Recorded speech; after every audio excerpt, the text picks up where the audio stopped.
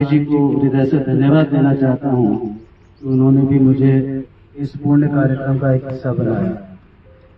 मित्रों, जब हम बात करते हैं भारतीय संस्कृति की, तो हम सब जानते हैं कि भारतीय संस्कृति को एग्जिस्टेंस की संस्कृति रही है और इस संस्कृति में जितना मनुष्य को स्थान दिया गया उतना ही हर प्राणी को, चाहे वो जानवर है चाहे पक्षी है, उसको उतना ही महत्व और स्थान मिला। और इतना ही नहीं, मनुष्य की ये ड्यूटी भी फिक्स कर दी गई कि मनुष्य प्रकृति और पर्यावरण का कस्टोडियन होने के कारण इन सब की सुरक्षा और संरक्षा में भी अपना योगदान करेगा। और इसलिए आप देखते होंगे कि हमारा जितना साहित्य है, चाहे वैदिक साहित्य है चाहे उसके बाद साहित्य लिखा गया, मनुष्य की यह ड्यूटी फिक्स कर दी गई कि उसको इससे संबंधित कुछ ना कुछ कार्य अवश्य करना है। हमारे परिवारों की स्थिति देखिए, चाहे वो माता जी हों चाहे पिताजी हों या अन्य कोई वृद्धजन हो परिवार में, उनकी सबसे पहले यही इच्छा रहती है कि ये पुण्य का कार्य हमें प्रतिदिन, हर मनुष्य को प्रतिदिन ये सब पुण्य के कार्य करने चाहिए। इसलिए हर आज से हम ये प्रण लें कि प्रकृति के कस्टोडियन होने के नाते इन सब प्राणियों की रक्षा और संरक्षा के लिए जो उपाय किए जा सकते हैं वो हमारा दायित्व है।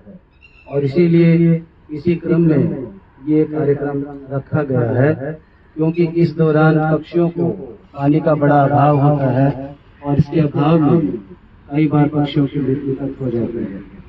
इसलिए तिवारी जी की हृदय से कृतज्ञता व्यक्त करता हूँ कि उन्होंने इस तरह का आयोजन करवाया।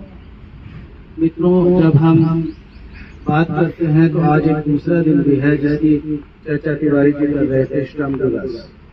और जब हम श्रम दिवस की बात करते हैं तो देखते हैं कि श्रम में अगर तीनों की तुलना करें, जानवरों की, पक्षियों की और मनुष्यों की, तो सबसे ज्यादा श्रम जो करता है वो पक्षी होता है।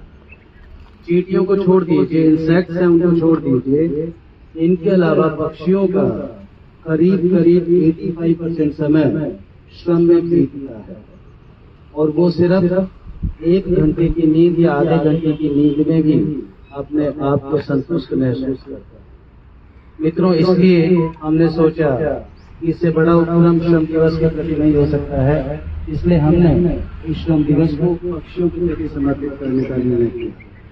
पक्षियों से हम ये प्रेरणा ले सकते हैं कि किस तरह से हमें श्रमशील रहना चाहिए और श्रम साध्यता के माध्यम से इस तरह से जैसे पक्षी उड़ान भरता है उस तरह से अपने लक्ष्यों की प्राप्ति के लिए हमेशा प्रयासरत रहना चाहिए। एक बार पुनः आप सबका आभार व्यक्त करता हूँ, अभिनंदन करता हूँ।